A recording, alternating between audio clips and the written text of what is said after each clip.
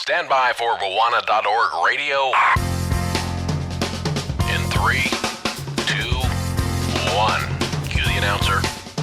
You found Bwana.org radio, your one source for tech news and reviews. Now, almost live from sunny Florida, here's your host, Bwana McCall. Greetings, folks, and welcome to episode 272 of Bwana.org radio. We got a great show lined up for you. Six stories talking about stuff from the internet. What we do here at Bwana.org radio is we talk about tech news and reviews. As the announcer said, tech news and reviews. I love how he says that. But we're going to be talking about everything ranging from the whole Microsoft and Nokia debacle. I know you guys are going to be like, Bwana, if you don't talk about this particular topic, I'm unsubscribing for 3 days. And I will be sitting in the corner of my house, sad, mourning for the loss of that subscription. But we're going to be talking about that. Also, some other Apple leaks, as well as some kind of shocking to me, Yahoo China news. So stick around. We're going to have a great show. If you're not here at live.bwana.tv, I don't know what's wrong with you. Twitch.tv/Bwana as well. We're doing a behind the scenes kind of what do you call it? I don't know. Behind the scenes of Bwana.org radio. Blah, blah, blah, blah. I can't even think of stuff. We got a great show lined up for episode 272 of Bwana.org radio. It's time for Bwana.org radio's tech news for this week. And for our first story, we're going to talk about the big one. Yep, the big one. Microsoft has acquired a lot of Nokia stuff. I'm sorry. I Americanized it again. I said Nokia instead of Nokia. The reason, I chose an article that's not really talking about the acquisition announcement. More along the lines of what did Microsoft actually buy. This is on readwrite.com. It talks about what Microsoft did and didn't buy with this Nokia acquisition. And this is kind of important because Microsoft didn't buy all of Nokia. And that's what this article points out. But let's first talk about the deal a little bit. Microsoft is going to be paying $7.17 billion, oh my gosh, billion, to bring a lot of Nokia's mobile devices and services division into the Microsoft fold. Microsoft has been partnering with Nokia for quite a while in terms of their Windows Phone, and you know every iteration of their collaboration has brought the companies closer and closer until finally the mobile and I don't want to jump ahead, but the mobile and services divisions have now become part of the fold. So let's talk about what they did buy and what they didn't buy. They bought the mobile and services division for $7 billion, not Nokia itself. A lot of what they bought, this is what they didn't buy, just so you're clear. Their HERE maps and their cellular infrastructure are two parts of Nokia that they didn't buy. But you know, it's a big part of it. That's not saying that they bought a lot of stuff. That's not saying they bought a little bit of stuff. I don't want to downplay the story at all. Want to avoid that at all costs. But they didn't buy the whole thing. Nokia is still going to exist. A lot of people are saying that, you know, Nokia is going to go down. There's nothing left with Nokia. Nokia still is going to be an independent company. But the majority of their stuff is going to be purchased. It's almost like you remember a couple years ago, or even it was less than that. Yeah, a couple years ago, HP at the time, the CEO, my employer, said that HP was going to stop selling PCs. They were going to try to sell off the PC division of the company. You can think of this as being something similar to that. Nokia has sold off their smartphone and services unit, mobile services and phone services division. So it's a big part of the company, but they're still there. So it's kind of a big deal. Windows Phone is definitely going to benefit, I think. And let's not let's not call Nokia dead. The HERE Maps is 6,000 employees strong. So it's not terribly tiny. It's a sizable company.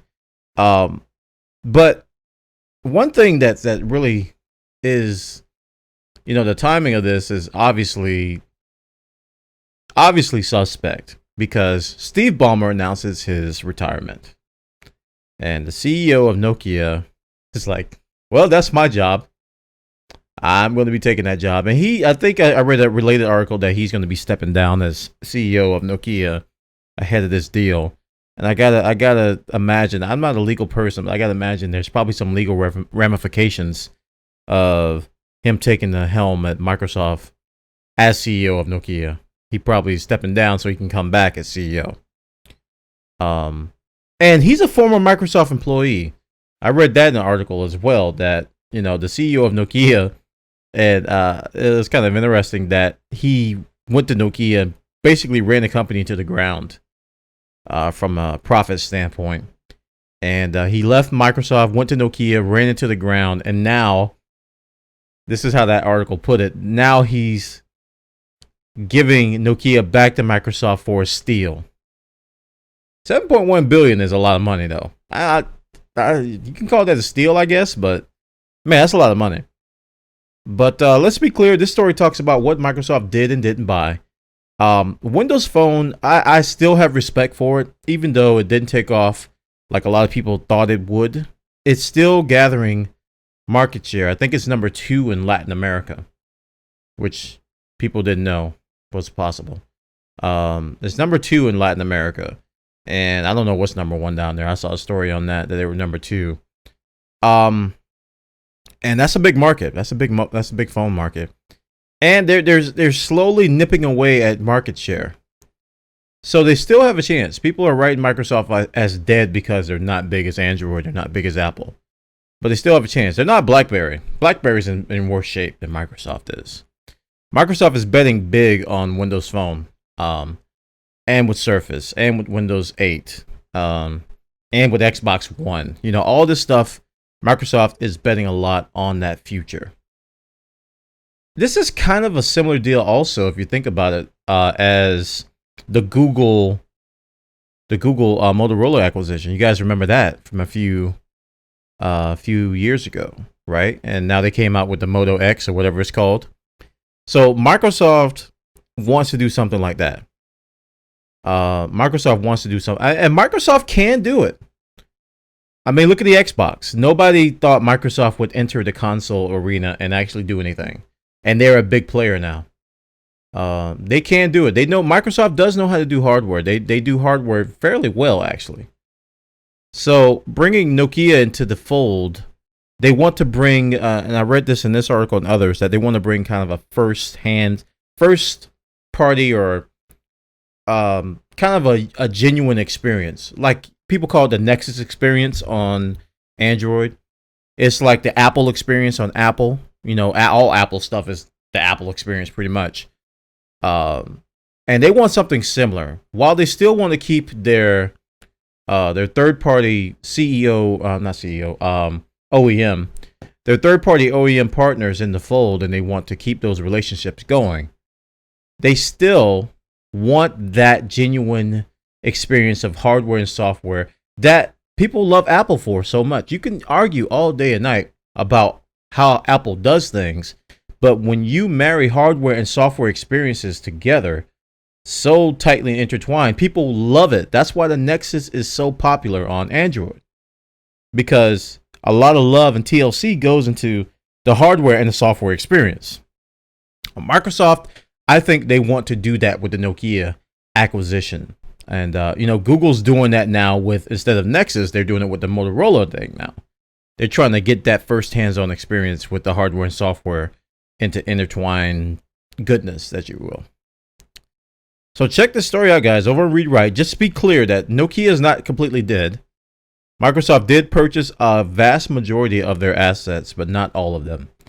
And we'll see where we go from here. I do believe the CEO, I don't know the guy's name. I keep calling him the CEO of Nokia. I'm sorry, I don't have his name in front of me, but you guys know what I'm talking about. Hopefully, when he becomes CEO, here it is, Stephen Elop. That's his name. Stephen Elop. When he becomes Microsoft's CEO, which I think he will he run Microsoft into the ground? That's something we're going to have to watch very, very closely. Very closely. So I was a Nokia fanboy for a long time before Apple came out with the iPhone.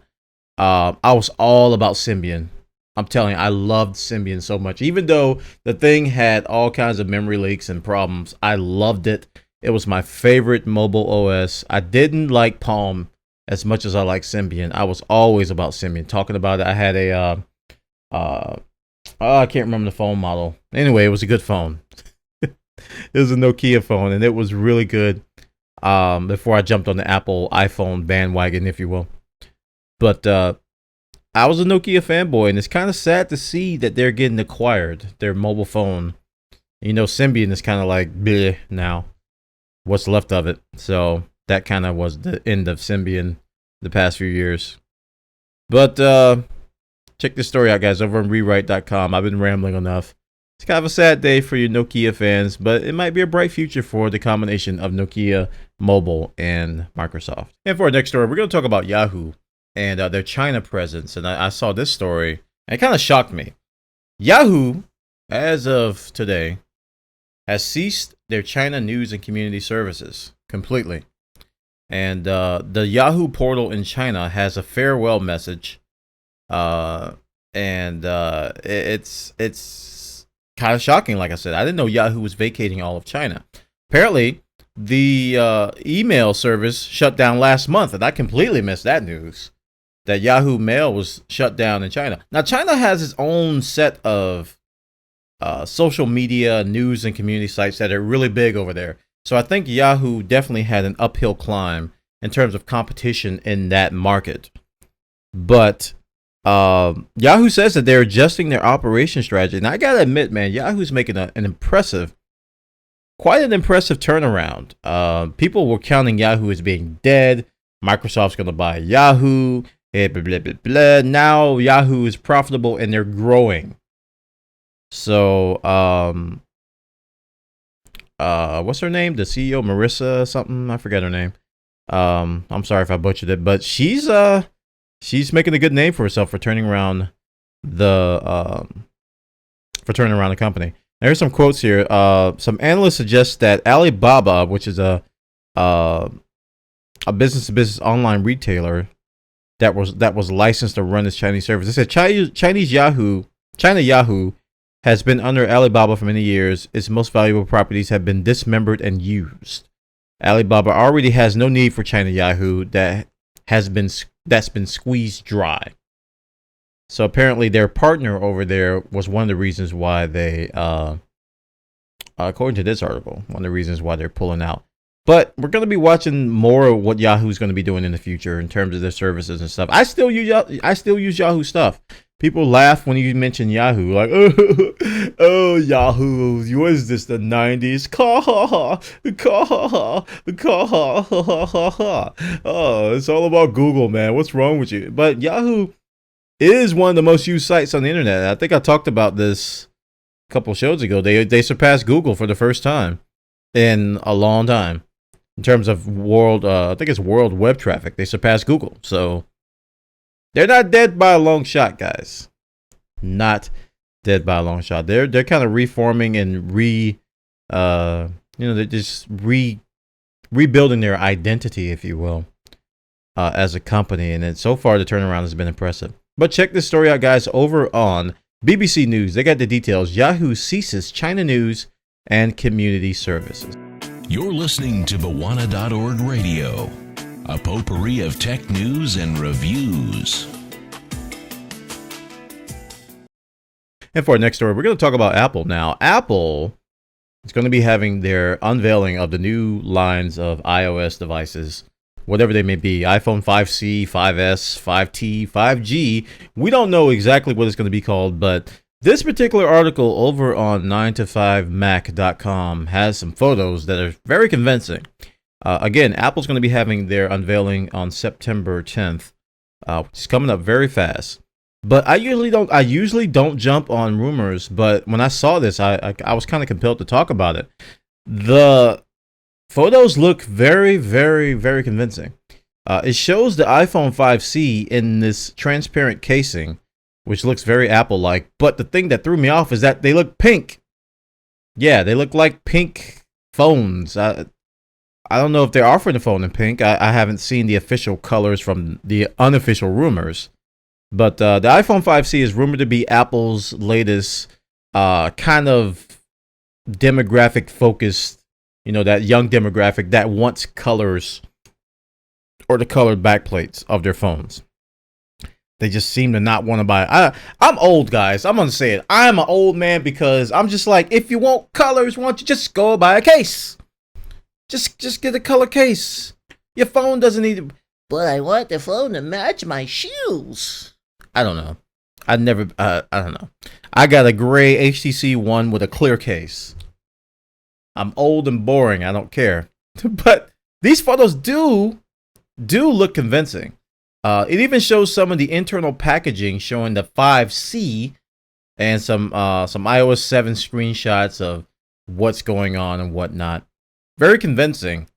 And they also have a blue iPhone model, this one actually looks good. That would be a color I would like. Just as a base color. It just looks good. But, I'd probably put a case on top of it. So, whatever. I'm a blue guy, though. I like blue stuff. I just contradicted myself a little bit, didn't I? I'm an old man, but I like blue. You kids get off my lawn. Back in my day, we had blue and gray shoes uphill in the snow, in the sand. Anyway, this looks very convincing. And we're going to see exactly what's going to be coming very soon. September 10th is when we'll get the announcement of what Apple's latest stuff is. And like I said before, I don't expect, and I hope you don't expect, Apple to announce something earth-shattering here. I had a pretty decent segment, a long segment on a previous show, and I want to kind of summarize it again. We're at the point now, Apple's at the point now where innovation is, they're on a plateau and they're kind of on a downhill now. They hit a plateau of innovation and now they're just refining and repackaging and retooling. Whereas, Android's still kind of on the uprise in terms of innovation. Apple hit that peak a while ago. So you kind of have to set your expectations accordingly. And the problem I have with what people are saying and doing is that the experience is not bad. The experience is actually very good, clean, and tight. The problem is people want bells and whistles of things they'll never use. And we're starting to see that with Android. Android's got some stuff coming out that nobody's going to use past the second week. So it's gimmicky stuff. It's at that gimmicky phase. And, Apple had the gimmicky phase, and now they're beyond that. And, Siri was their last thing with gimmicky. There's no more gimmicky after Siri. Now it's all about refining, retooling, making sure everything is crisp and tight and a good experience. And now they're throwing colors on it. They did the same thing with the iPod, if you think about it. The iPod had a lot of different things coming in. And then all of a sudden, features kind of stopped on the iPod. And then all of a sudden, you saw colors. Form factor and battery life. So they hit this plateau, and that's what they're doing. Android's going to do the same thing. They're going to do the same thing. They're going to hit a point where they can't gimmick anymore. And then they're going to start looking at Google Glass. Or whatever this smartwatch thing that's coming out is going to be. They're going to be looking towards that as the new innovation. But in terms of smartphones, there's not much else to innovate, guys. If you complain about what Apple's going to announce, what do you suggest they add? It's a short list of stuff. There's not a lot of things you can do. Short of voice activation and commands and waving your hand over something and picking up the phone, and it turns out, little things like that. It's not a big deal. That's why I use an Android device. I use an iOS device. I'm just like, I don't see why people are so polarized over the two. There's preferences involved, but one's not astronomically better than the other. They both can make calls. They both can text. They both can check emails. They both can post to Facebook, Instagram, Twitter, and all that stuff just fine. They can take photos great. 5-6 years ago, it wasn't like that. They were struggling to do the basics while trying to do all this innovation. But the basics are covered very well. So set your expectations accordingly when it comes to these announcements. Don't, take off your fanboy hat and just be reasonable and go, man, what else they're going to do? This is about all they can do. Now, their marketing department, they're not paid to do that. anybody's marketing department is paid to convince you that what they're doing is the best thing ever and that it's going to change your life. That's what they're paid to do. They're trying to convince you to buy it. So they're gonna exaggerate. Everybody does it. Don't say Google doesn't do it. They do it. They do it. Just look at the announcements today. Android KitKat. Everybody's going nuts over the naming of the next OS, and we have no idea what's going to be in it. It's an entire thing around chocolate. And it's got nothing to do with the phone. And everybody's going nuts. Oh my God, it's called Android KitKat. What am I going to do? I'm going to buy some KitKat. I'm going to win. It's got nothing to do with the phone. It's all about marketing, guys. You just have to put things in perspective. And just keep it real. Check it out, guys. This is over on 9to5mac.com. They got the details. These are some convincing photos about the next iPhone 5C. The first I've seen that actually look legit and not just like, inside backplates and inside factory stuff. This actually looks real. So check it out.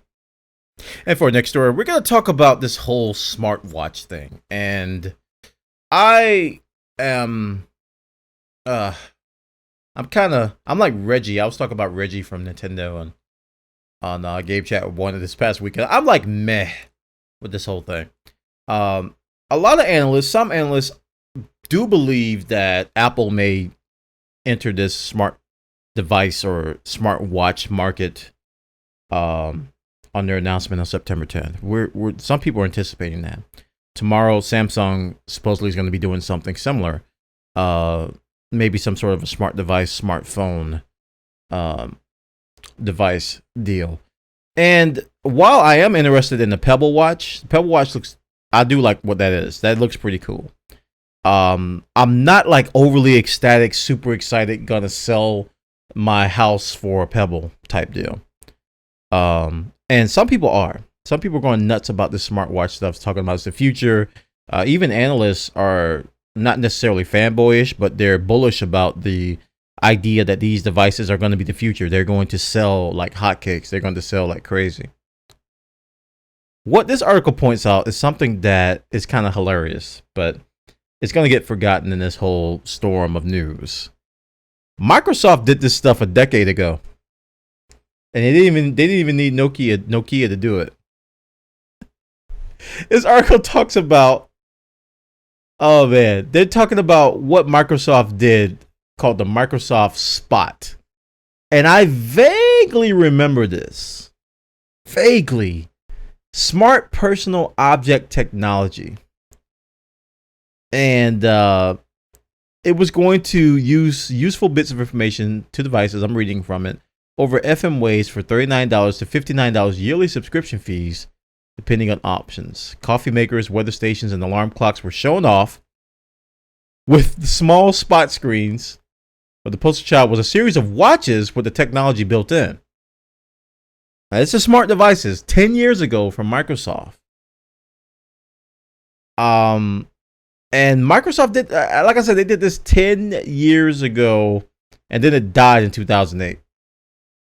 And suddenly we've got a resurgence of these devices. Pebble was one of the big names that popped up on Kickstarter where people went nuts because it was this smart programmable watch that you could, do just about anything in. It'll show up your Twitter, your Gmail, all your information that comes across the internet, how far you walked, and different watch faces, customizable watch faces, weather, all the stuff you see like on your start screen or on your lock screen on your mobile device. Because face it, a lot of the next generation use their mobile devices as a watch. People don't wear watches as much as they used to. I still wear watches when I go out. But this generation tends to use their phone as a clock, which is kind of like the Pocket Watch 2013, if you will, 2013. Because back in the day, people had pocket watches. They just they looked in their pocket, pulled out a little watch, flipped it up, and looked at the time, and then put it back in their pocket. And then we revolutionized this idea. We we strapped it on our wrist, and we call it a wristwatch. And then everybody was like, "Oh my goodness, I don't have to reach in my pocket to look at the time. I could just look at my wrist and see what time it is in my watch." And then all of a sudden, we digressed and we regressed and we put it back in our pocket, and now we're looking at our phones again. But the funny thing and the cool thing is that Microsoft did this smartwatch stuff nearly a decade ago, and it was smart enough to be ported to multiple devices, not just watches. But let's hear what Samsung is going to say. Let's possibly hear what Apple's going to say when they innovate this space. When they talk about the new future, the things that have never been done before. Our marketing department is going to lie to your face and say, we came up with this idea. Oh, marketing, you gotta love it. They're not necessarily not. I'm sorry, they're not lying, but they're stretching reality, if you will. Let's just say that they're stretching reality to the point of breakage. But check the story out, guys. Over on GigaOM.com, they got the details. What Microsoft got right with a smartwatch nearly a decade ago. And now we're about to come full circle with all of this. So check it out.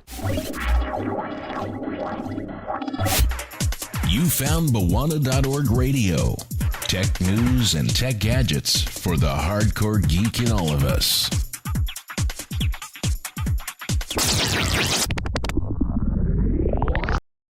And for our next story, we're going to talk about HTC, which I'm kind of sad to read about these types of things because I love my HTC One.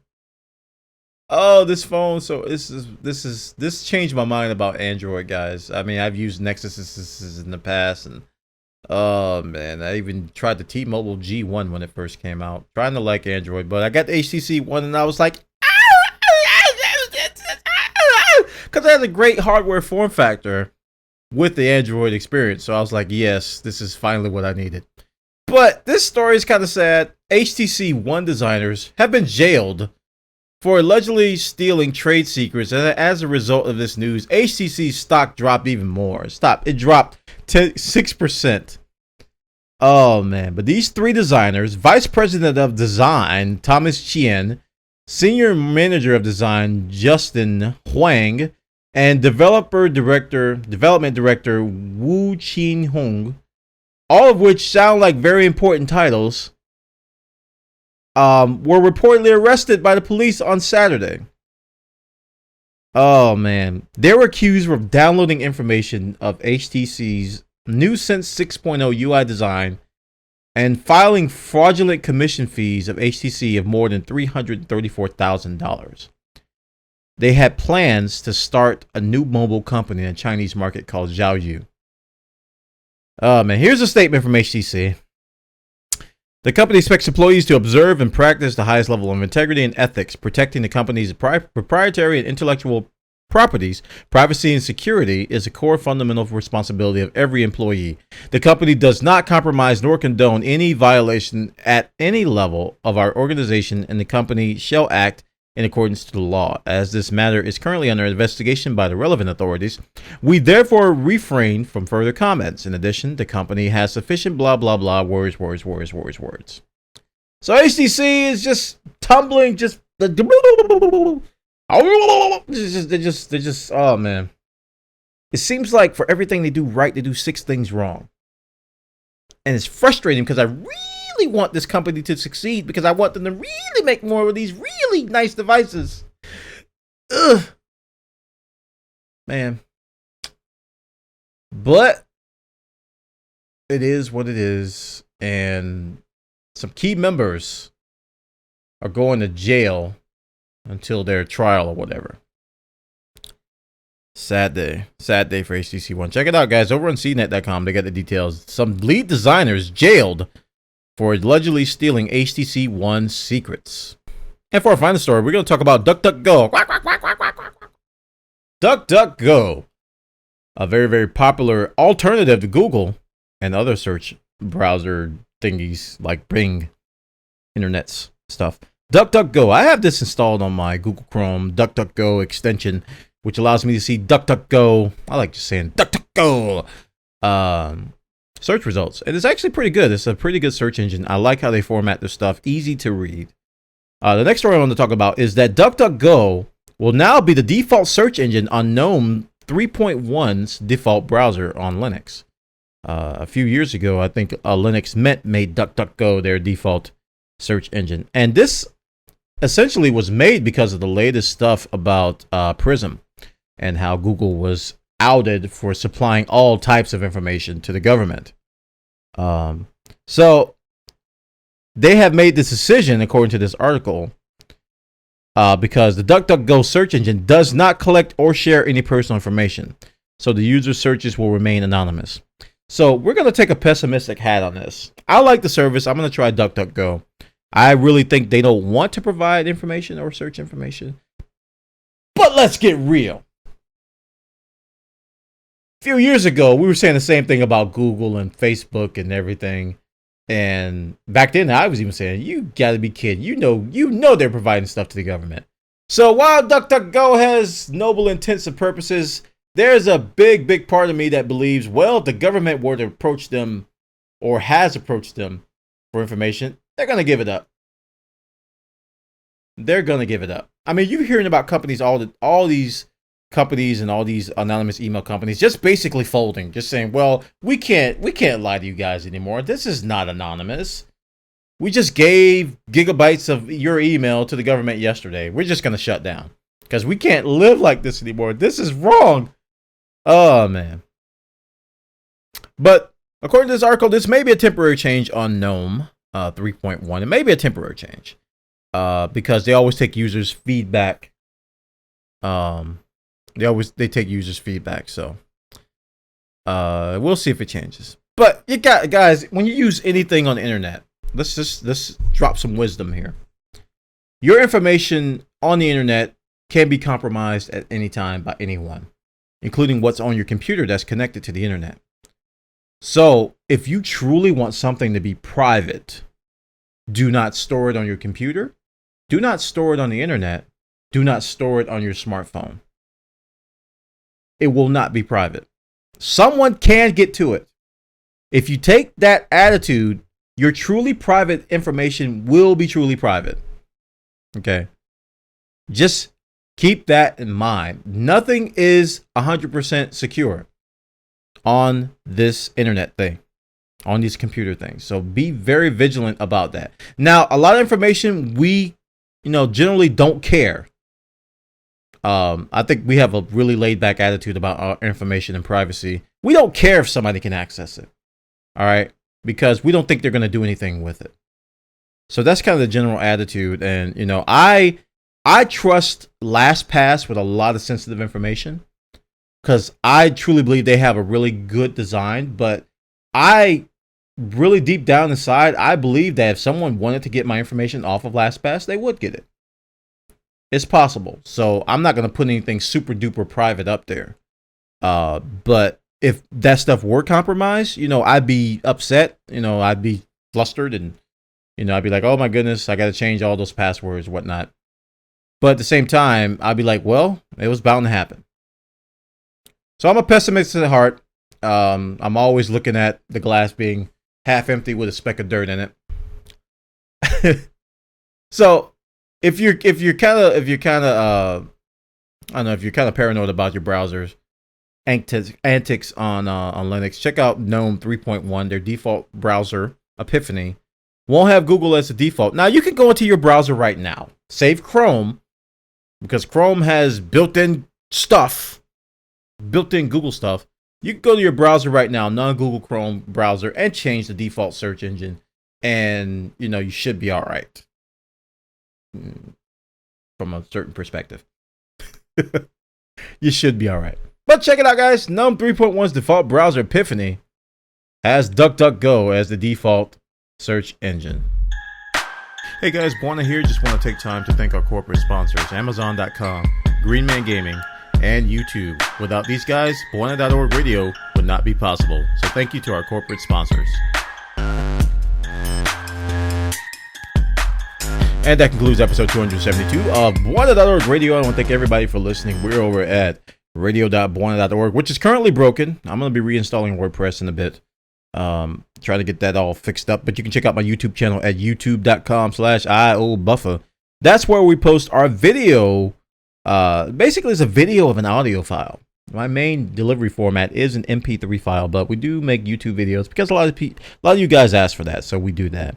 So go to youtube.com/iobuffer and subscribe over there to check out this podcast as well as my others, such as Game Chat with Bwana. We also are on Twitter, twitter.com/Bwana or twitter.com/Bwana Live if you wish to be notified when I go live. And we are also on Twitch, twitch.tv/Bwana. We play video games over here. We also stream our podcast. I actually stream this podcast live from a behind-the-scenes standpoint. You actually get to see the post-production process. So if you are interested in doing your own podcast, this kind of gives you an idea of what's involved from that perspective. All right, guys, take care. Everybody have a great day, and I will see you all next time. This has been Bwana.org Radio. Bye-bye.